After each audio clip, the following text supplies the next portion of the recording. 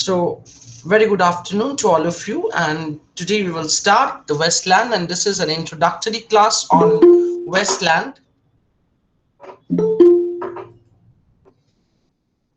It's an introductory class on Westland, and after this class, we will move on to the other topics and other aspects of this poem.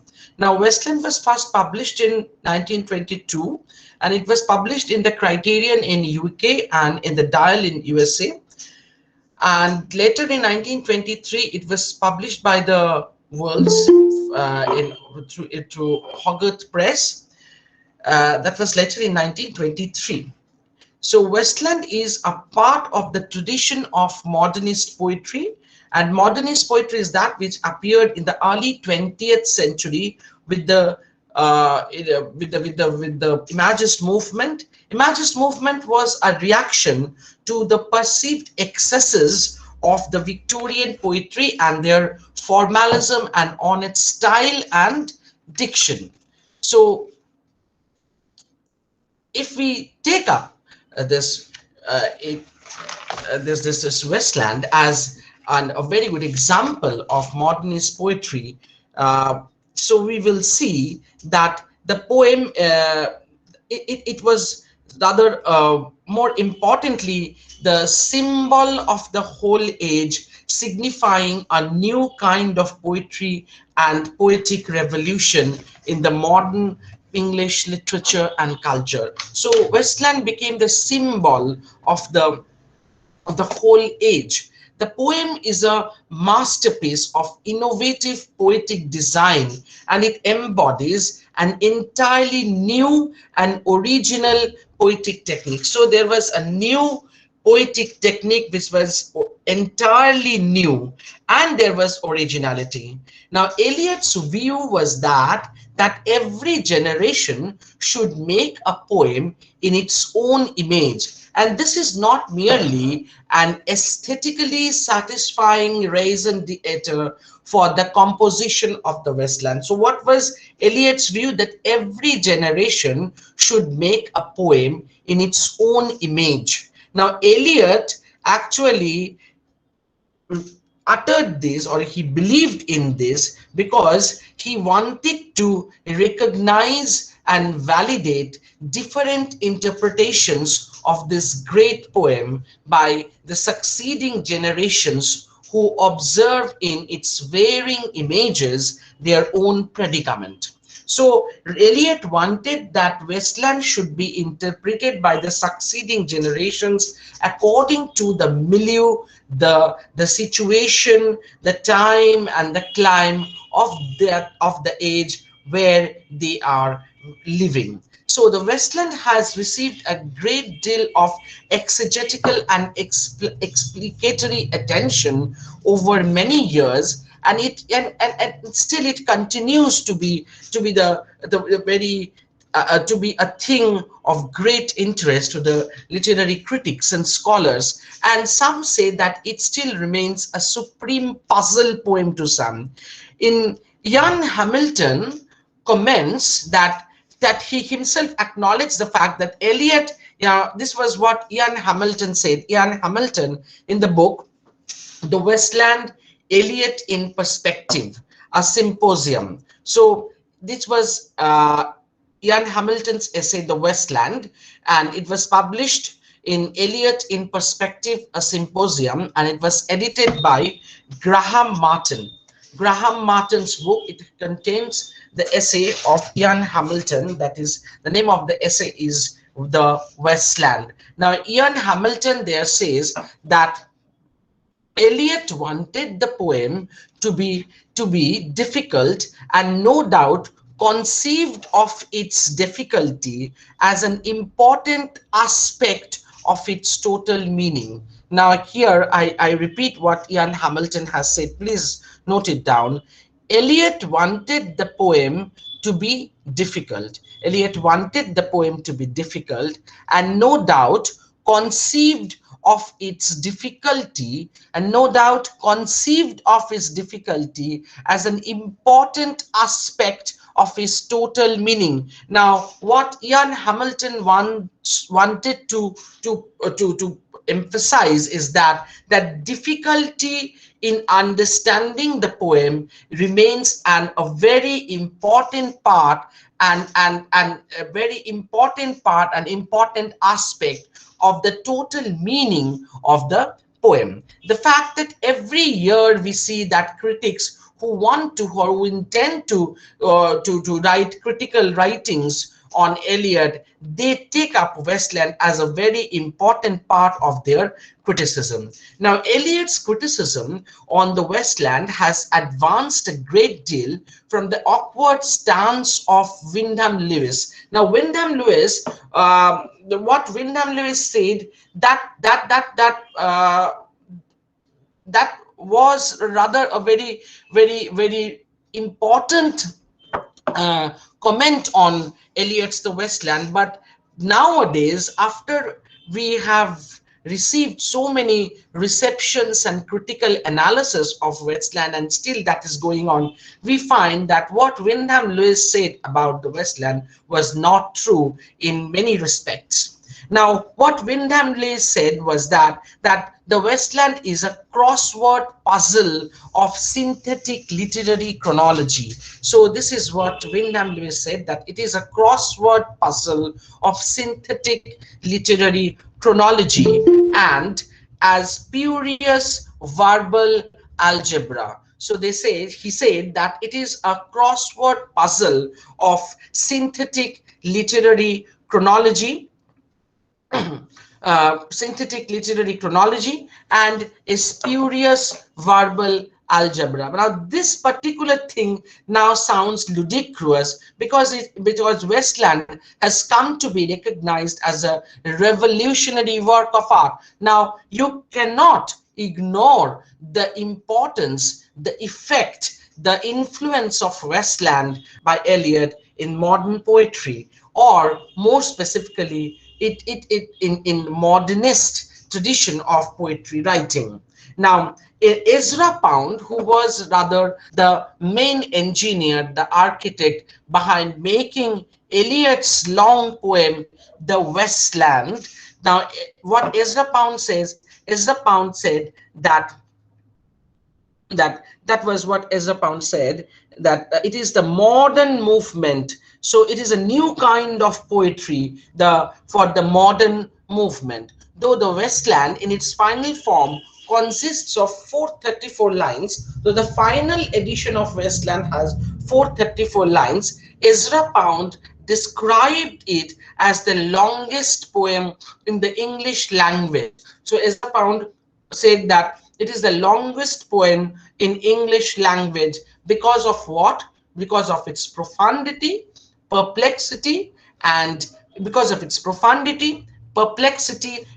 density of poetic allusions, meats, and meanings. So you see that we cannot ignore the importance of Westland in the modern poetic tradition of English literature. So, though there are many criticisms that go against the importance of Westland, who want to comment that Westland is just a sort of crossword puzzle. It is very puzzling. It is very difficult to understand. But all these things actually made up the total gamut new tradition and technique of poetry that goes very much with the time when Eliot was trying to write this poem. That is the time after post-World War. Now, regarding the composition of Eliot's Westland, we can say that Eliot first mentioned the Westland about the poem Westland in a letter of 5th November 1919 to John Quinn. So he wrote a letter to John Quinn after Quinn had sent him Alfred Knopf's contract for the volume to be published as poems by T.S. Eliot. Now, Quinn sent him a contract that Alfred Knopf wants to publish a book that is poems by T.S. Eliot. And after getting this news from John Quinn, Eliot first mentioned in a letter that was written on 5th November 1919 that I have something in mind, that I hope to get started on a poem I have in mind. So Eliot says that in his letter to John Quinn, that I hope to get started on a poem I have in mind. Now, Eliot confided to Quinn, and also he wrote to his mother that this is my New Year's resolution, and there, that is on 18th December. So not only Eliot mentioned that in a letter to John Quinn, but he also wrote to his mother that his New Year's resolution is what? Is to write a long poem. That this is my New Year's resolution, is to write a long poem I have had on my mind for a long time. So this is what Eliot wrote. Eliot in two letters, one to John Quinn and another to his mother, one on 5th November and another on 18th December of 1919, there where he first mentioned about his intention to write a long poem, that is the Westland. Now, the Westland was conceived in embryo almost a decade before it was finally published in 1922. So it was finally published in 1922, but Eliot started writing parts of it, not fully aware of what he is ultimately going to do with those poems. He started writing some short poems, and that started almost a decade ago.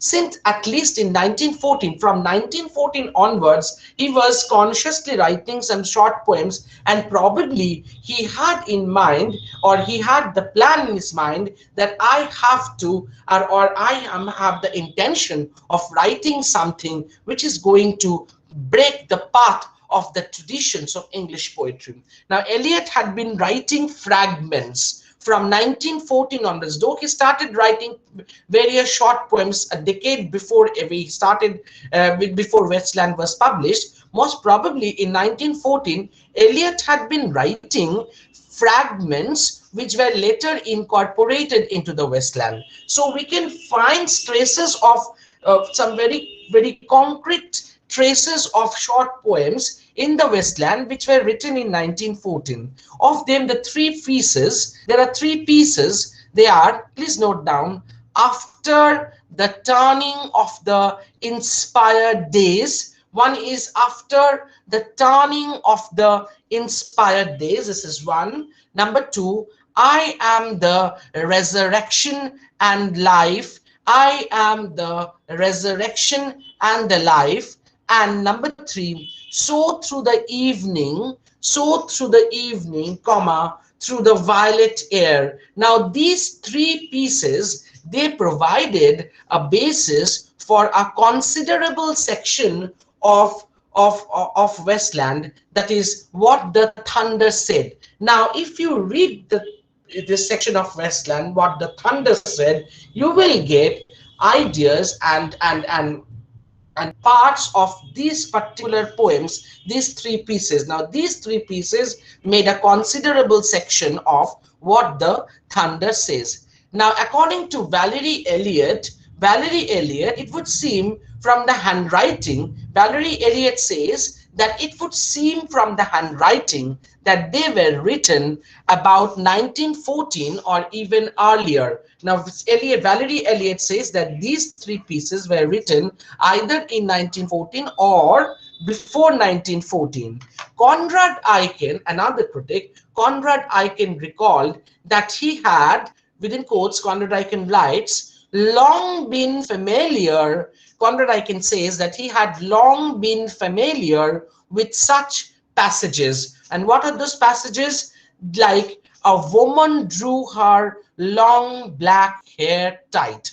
A woman drew her long black hair tight, which he had seen as poems or part poems. Now, Conrad Aiken says that I have seen such passages like this: a woman drew her long black hair out tight. So he says that he has seen this as poems or part poems in themselves, and now he can experience them. Now he saw them inserted into the Westland as into a mosaic. So Conrad Aiken says that I have seen many poems or part poems which were later inserted into the main body of Westland, which appeared to him like a mosaic.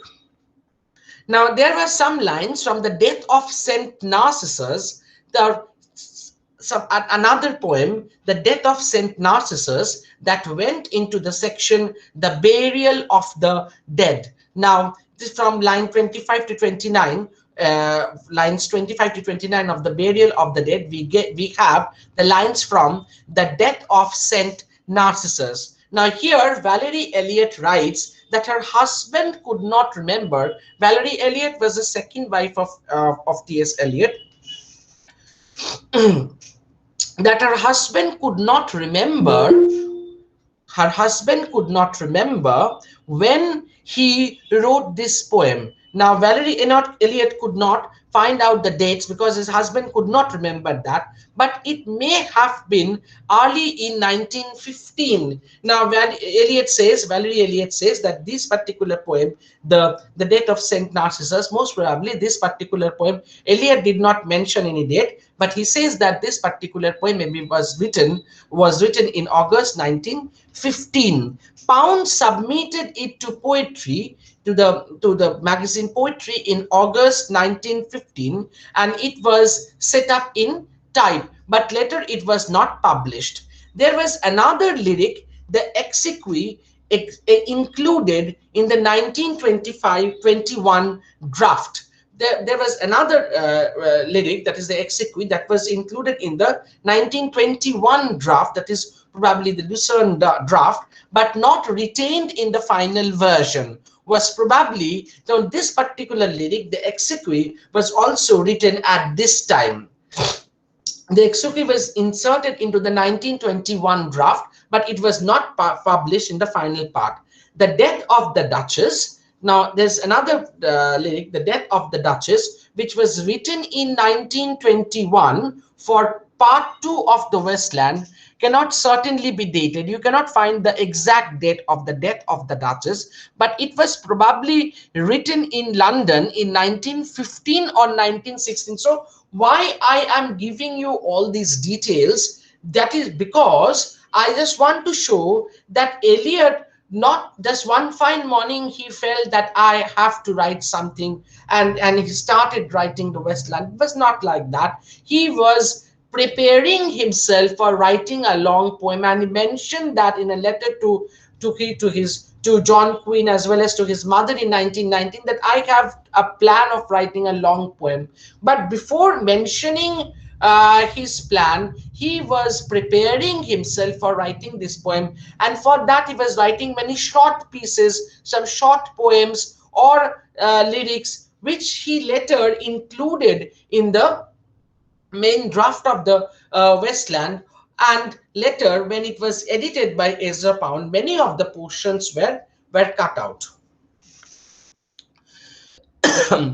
There are another line you will find in Westland. My nerves are bad tonight. This scene is not sketched here.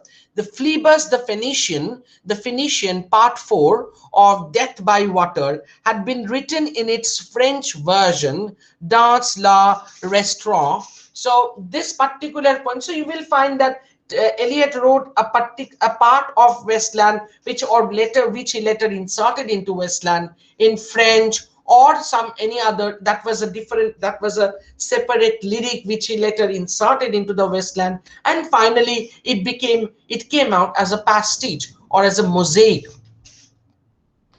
A collection of fragments like Elegy, Dirge, O City, City, and London were written between 1916 and 1919. So these particular lyrics were written between 1916 and 1919, and Eliot inserted that into the draft of Westland. Elegy and Dirge were not retained in any form in the Westland.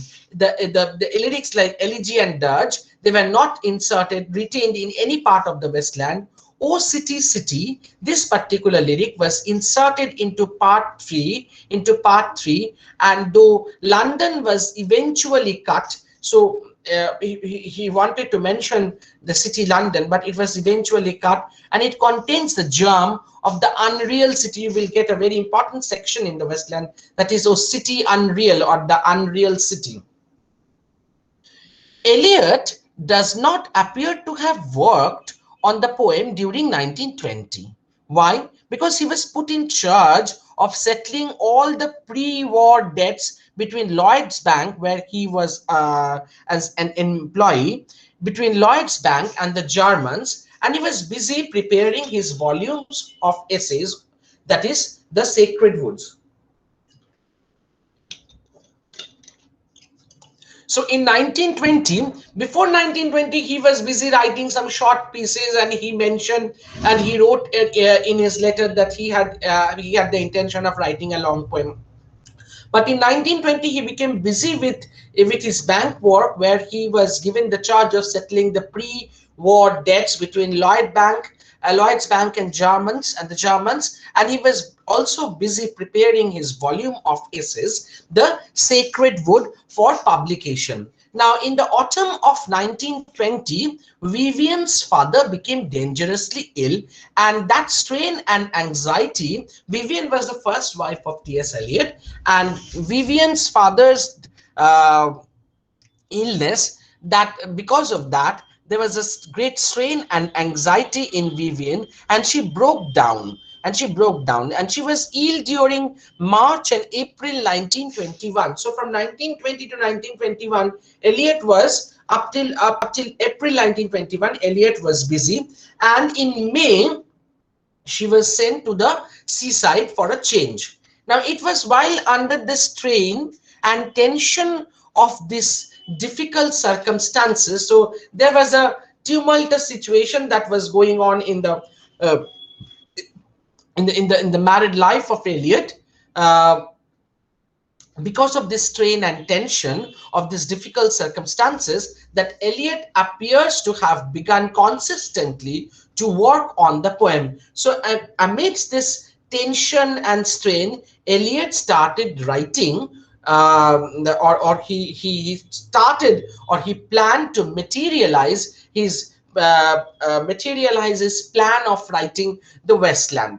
Now, which at first he entitled. Now, when he started writing, the verse title was "He Do the Police" in different voices. So that was the line, "He do the police" in different voices. On February 1921, Wyndham Lewis told Sidney Skiff. So Wyndham Lewis told Sidney Skiff, what did he say? That Eliot had shown him a new and a long poem in 4 parts, which was a departure in his style. So this is a very important comment that Wyndham Lewis says, that he has started writing a long poem and he has shown me the draft, which is a departure in his style. So Eliot is trying to create a new style of his own. By the beginning of April, Eliot had enough of it written, that is in 1921, have enough of it written to contemplate the need for revisions. Now, after writing a chunk of the Westland, he thought that this particular writing or this particular draft needs a sort of revision. He wanted to have something close to a final revision by the end of June. In a letter that was written on 9th May, he told Quinn that he had a long poem partly written and wanted to finish it. So in 1921, he again writes to Quinn that he had intended to write a long poem, and he had that he mentioned in his earlier letter to Quinn, and now he says that he had partly written that long poem and he wanted to finish it. Now, Eliot probably wanted to complete the poem before his mother arrived in England. He also had the plan of completing the poem before his mother arrives in England. It was a long-awaited visit, and Elliot heard that his mother was not doing well, though she was a very sturdy woman. But Elliot, she proved terribly. She says that she proved terrifyingly energetic for her age. Now, during the summer of 1921, Elliot was also involved in a complex negotiation with Lady Rothermore about the possibility of editing a literary review based in London. So many things were there that were happening after from 1919 to 1921, 1922. Now, the plan seems to have been to bring out the first issue at the beginning of 1922, but that was not realized at the end. But it did not appear until October 1922 as the criterion. So they were planning with Eliot was planning with Lady Rothermore to bring out the criterion, and he had the plan of bringing it out at the very outset of 1922, but it was finally published in October 1922. Now, by this time, Eliot's family left England towards the end of August. And the strain left him feeling exhausted and paralyzed. So when his family left him, he felt highly exhausted and paralyzed. All these are happening in 1921. In September, Vivian arranged for him to see a specialist, and who told Eliot that he had to get away at once for 3 months. So the doctor prescribed a 3 months change to freshen up his mind, and there he had to follow the strict rules to get well again. On 12 October, Eliot was given 3 months sick leave. So that we know from the employee's card of the Lloyds Bank where he worked. So he was given a 3 months sick leave because of his nervous breakdown. Now, Eliot, during this sick leave, Eliot went to Margate for his rest cure, accompanied by Vivian. So both of them, they went to Margate. It was during these 3 weeks there that he resumed work on the Westland. So he started working on Westland on October 12, 1921, after he went to Margate after getting the 3 months sick leave. Okay. At the beginning of November, he informed Skeef that he had done a rough draft of part 3, but wanted to wait for Vivian's approval as to whether it was printable. So he informed Skeef that he has written a part of it, but he is awaiting Vivian's approval to know whether it was printable or not. He added that he had written only some 50 lines. He was probably referring to ones which are written in pencil in the manuscript version, and which began the lines he was referring, the river sweats. The passage includes the lines, "Oh Margate sands, I cannot connect nothing to nothing," all these lines. So it was there. So in our what we can understand from this, that only after he got a 3 month sick leave in 1921, and when he went to Margate, Eliot started seriously working on the Westland. In the middle of November, Eliot went to Lucerne. From Margate, he went to Lucerne in Switzerland to be treated by Dr. Roger Vitose. Okay. On the way, he passed through Paris, and there he left Vivian with the Pounds. And when he met the Pounds, that is Ezra Pound and his family in Paris, she was going because Vivian, they had a plan of sending Vivian to the sanatorium, and there in Paris he left Vivian with the Pounds. And when he met Pound, Eliot probably showed Pound the long poem, which was still incomplete. So he first showed, on his way to Lucerne, the incomplete poem, which was a long poem. At Lucerne, he wrote the final sections of the Westland. In Lucerne, he wrote the final sections and he said that I wrote that in a trance, as he later told Virginia Woolf. Now, Eliot explained that he was describing his own experience of writing. Eliot explained there that he was describing his own experience of writing while he was writing the Westland.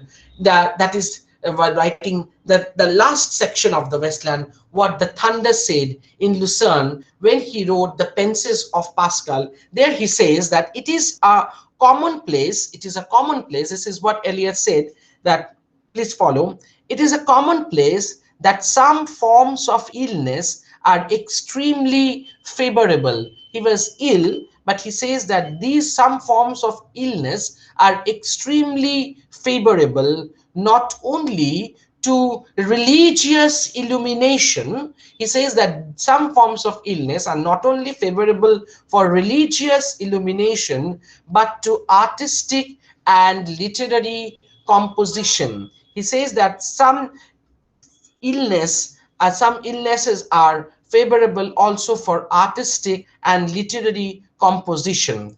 A piece of writing mediated apparently without progress for months or years may suddenly take shape and word. He says that some pieces, suppose you are trying to write or finalize a particular writing, but you are facing many problems, but a particular illness makes it easy for you, or it gives you a favorable situation to complete that work, may suddenly take shape and word, and in this state long passages may be produced. Long passages may be produced which require little or no retouch. So he says that some illnesses are favorable because it enables you to finish a work that has been long kept in abeyance for very many reasons, and that particular illness also helps you to write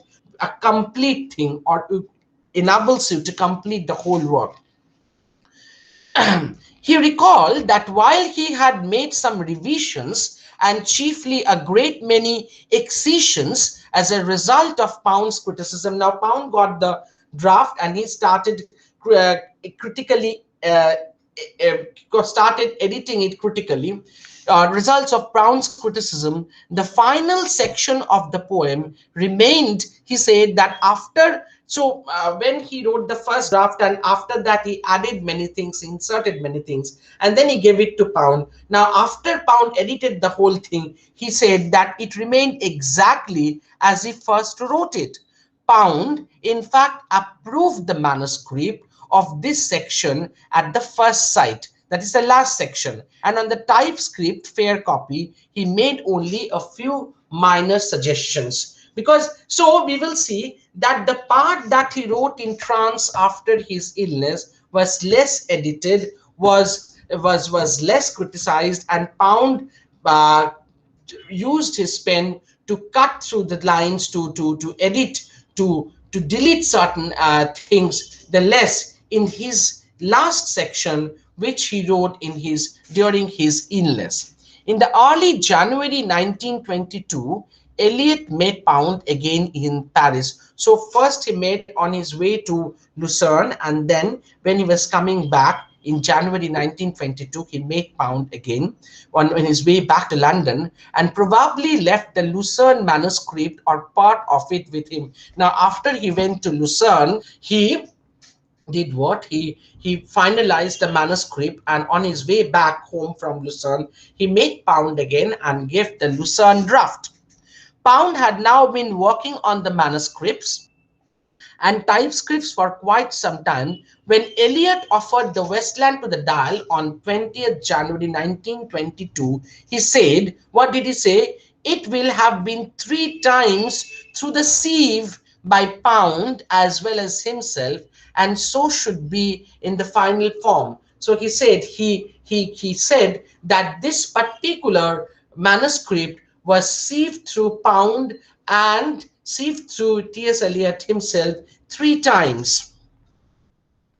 The thing now runs from, that Pound also said, from April is the cruelest month to Shanti, Shanti, Shanti without a break. Pound wrote to Eliot in a letter of 24 January 24, 1922, that this poem now continues, runs from April to Shanti, Shanti, Shanti without a break. The earlier versions of the poems, so the versions that he wrote earlier, though had begun with a dramatic pastiche about a conventional man about town's night out in Boston, this was now excised. So very many things were cut out from the from the final draft. In the final draft, in response to Pound's numerous cancellations, Eliot deleted a long episode describing a shipwreck off the New England coast at the beginning of part 4, that is Death by Water.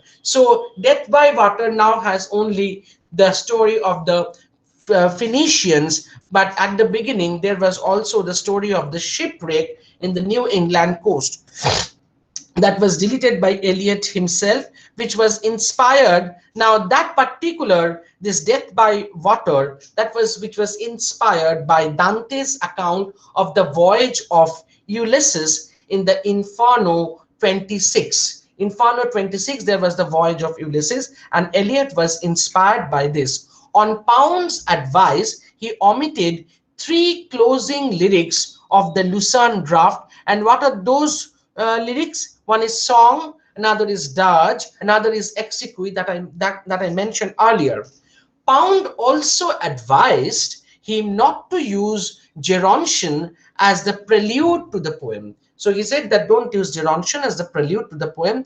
Why? Because probably in response to Pound's criticism of part 3, Eliot drafted the dozen lines of the opening, "The river's tent is broken." So Pound had a great impact on finalizing the shape and form of the Westland. Now the Westland, that was then first published in the Criterion, as I said earlier, in October 1922, and in the Dial in November 1922. It was published in Criterion in October 1922 and in Dial in November 1922. Bonney and Liveright published the American edition in December 1922, and in September 1923, the Wolves published the poem under the imprint of the Hogarth Press. So in 1922, it was published in October 1922, it was published in Criterion. In November 1922, it was published in the Dial. Bonney and Liveright published it in December 1922 in US, and it was finally published as a book. As a book containing the poem by the Wolves in 1923, September 1923. The published edition of the poem differed from the magazine versions because the magazine versions don't have that addition of Eliot notes which the book had. Eliot had at first intended to only to put down all the references for his quotations. So the quotations that he has used in the poem, he wanted to include that in the notes to avoid the charges of plagiarism, which has already been leveled in his earlier poems. But the poem was still not long enough for publication as a book.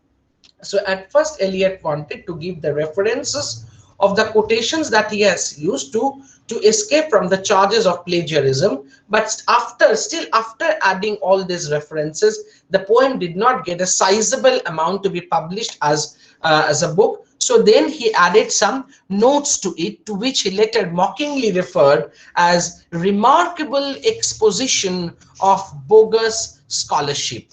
So this is what Eliot said about the notes that he added at the end, is that they are the remarkable exposition of bogus scholarship. And finally, Westland was published in 1922 in Criterion, in Dial, and by Bonney and Liveright in USA, and it was published as a book along with the textual notes that Eliot added to that to give the poem a sizable body to give it to make it long enough to get it printable, to make it printable, and it was finally published by the Worlds in 1923. So this is the story, the background story of the composition and publication of Westland. I end my class here.